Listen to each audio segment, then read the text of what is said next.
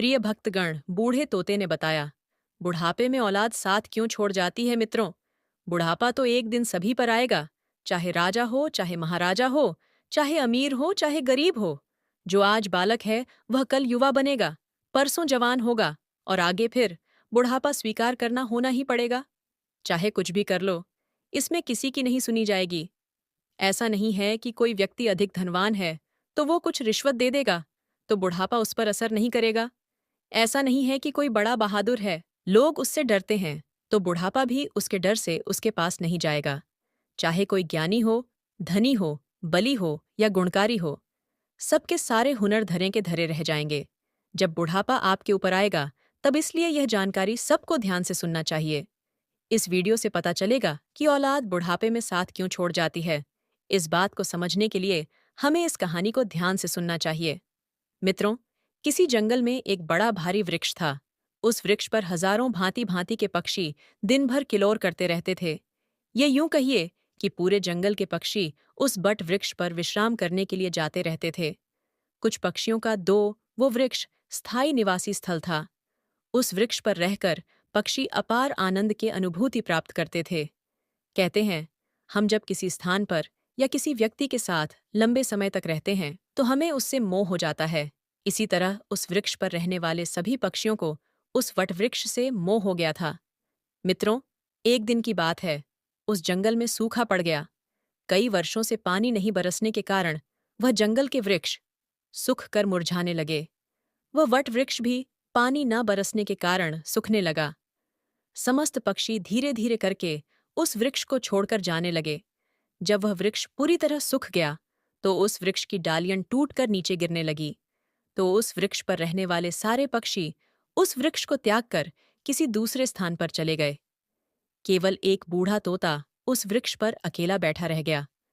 उसने देखा कि वृक्ष पर रहने वाले सारे पक्षी एक एक करके वहां से जा चुके हैं। कुछ पक्षियों ने उस बूढ़े तोते से भी चलने को कहा, परंतु वह बूढ़ा तोता जाने से मना कर दिया। बूढ़े तोते ने सोचा कि मेरा जन्म इसी पेड़ पर हुआ है, इसी वृक्ष पर मैं खेल कूद कर इतना बड़ा हुआ हूं। मेरे जीवन के सारे सुख मुझे इस बटवृक्ष ने दिया है। आज जब इसके ऊपर विपत्ति आई है तो मैं इस विपत्ति में छोड़कर अकेला कैसे चला जाऊं। इस वृक्ष ने मुझे पाल पोस कर बड़ा किया है, दुख सुख में मेरा साथ दिया है। मैं इस वृक्ष का रेडियो हूं। मैं मरकर भी इस वृक्ष को छोड़कर नहीं जाऊंगा।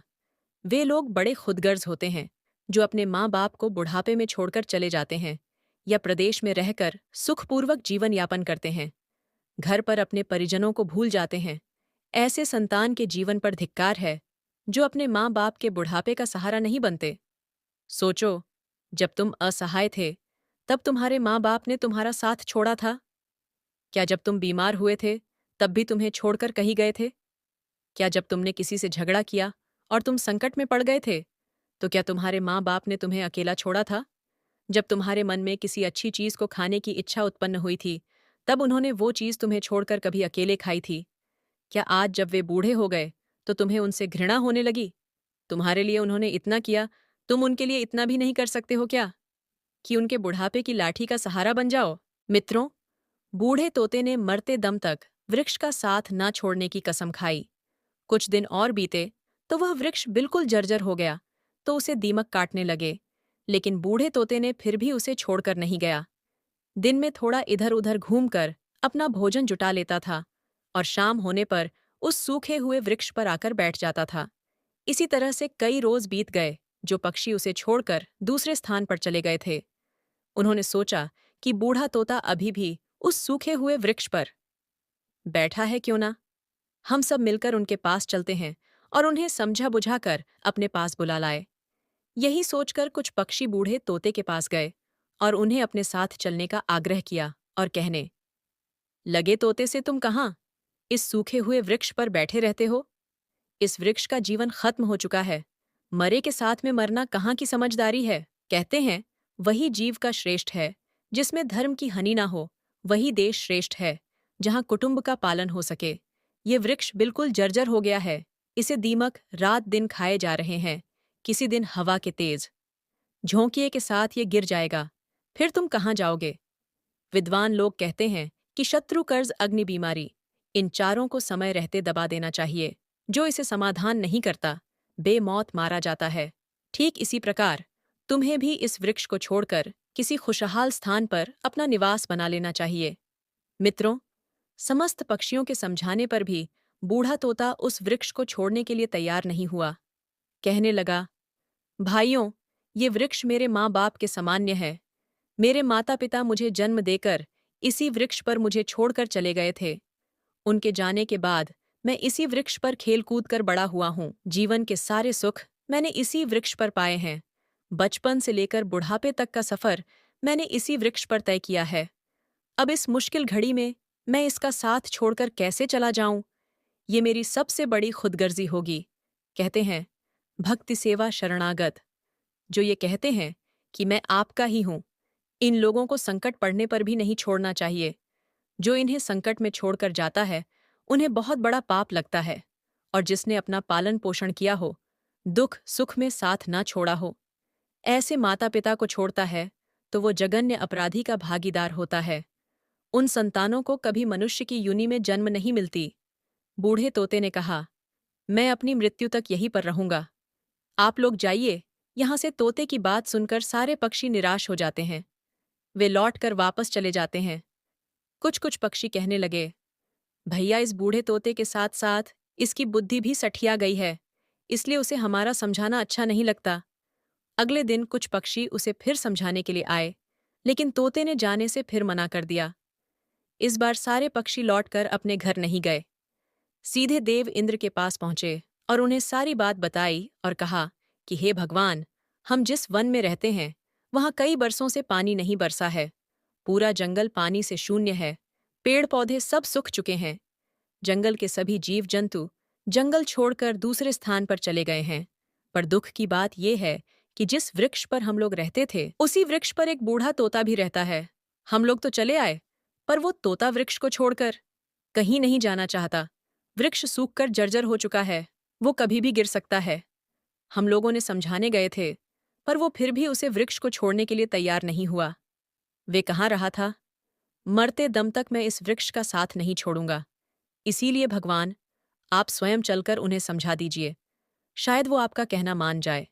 मित्रों, पक्षियों के निवेदन को इंद्र ने स्वीकार कर लिया और इंद्रदेव उस पक्षियों के साथ उस वन में जाकर उस बूढ़े तोते को समझाने लगे। मित्रों, इंद्र भगवान ने तोते से कहा कि तोता, मैं देवराज इंद्र तुम्हें समझाने आया हूं। यह वृक्ष बहुत ही जर्जर स्थिति में पहुंच गया है। इसकी डालियां सूख कर गल चुकी है। इस पर छाया के लिए एक भी पत्ता नहीं है और आप भी बहुत बूढ़े हो चुके हो। किसी दिन ये वृक्ष गिर गया तो आपकी मृत्यु हो शक्ति है, इसलिए इस वृक्ष को छोड़कर किसी सुरक्षित स्थान पर चले जाओ।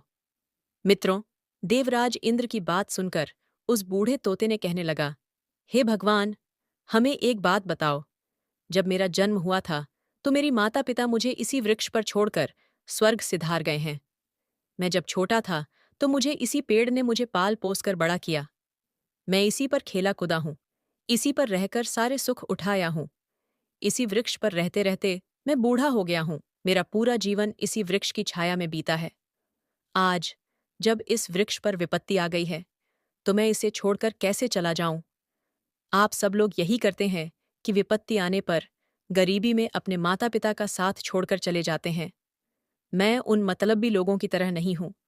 मैं मरते दम तक, आखिरी सांस तक अपने माता पिता के तुल्य इस वृक्ष का साथ निभाऊंगी। प्रेम देखकर देवराज इंद्र बहुत खुश हो जाते हैं और कहते हैं, मैं तुम्हें वरदान देना चाहता हूं। बताओ तुम्हें क्या चाहिए? तब तोता कहता है, हे भगवान, यदि देना चाहते हो तो मुझे वरदान नहीं चाहिए। इस वृक्ष को वरदान दे दीजिए ताकि ये हरा भरा हो जाए, इसकी आयु बढ़ जाए। मैं तो वैसे भी बूढ़ा हो चुका हूं। थोड़े बहुत दिन का ही जीवन शेष बचा है। मेरे बाद इस वृक्ष की छाया में हजारों पक्षी सुखी रहेंगे। सबका भला होगा तो मुझे भी खुशी होगी। तोते की बात सुनकर देवराज इंद्र ने उस वृक्ष को फिर से हरा भरा बना दिया। पूरे जंगल में पानी बरसा दिया। सारे जंगल के वृक्ष फिर से हरे भरे हो गए। चारों तरफ हरियाली छा गई। जो जीव जंतु पशु पक्षी थे वह जंगल को छोड़कर चले गए थे, वह फिर से उसी जंगल में लौट आए। सारे पक्षी उसी वृक्ष पर आकर रहने लगे। सब पक्षी उस बूढ़े तोते की खूब सेवा करने लगे। उनके लिए भोजन पानी सब वहीं लाकर देते थे। मित्रों, इस प्रकार तोते का शेष जीवन सुखपूर्वक बीत गया। हमें भी इस कहानी से सीख लेनी चाहिए कि अपनों का बुरे वक्त में कभी भी साथ नहीं छोड़ना चाहिए। खासकर जो लोग आपको पाल पोस कर बड़ा किया है, वह माता पिता आपके जीवन दाता है। आपको पाल पोस कर बड़ा करने में उन्होंने बहुत तकलीफ उठाई है। उनके बुढ़ापे में यदि आप सहारा नहीं बन पाते, तो वह जीवन किसी काम का नहीं रहेगा। मित्रों, यदि यह कहानी आप लोगों को पसंद आया हो, तो वीडियो को लाइक करके, चैनल को सब्सक्राइब करके, बेल आइकन ऑल पर प्रेस कर लीजिए, जिससे आप सभी लोगों को प्राचीन कथाएं और कहानी सबसे पहले प्राप्त हो सके। मित्रों, वीडियो को पूरा देखने के लिए आप सभी लोगों का धन्यवाद।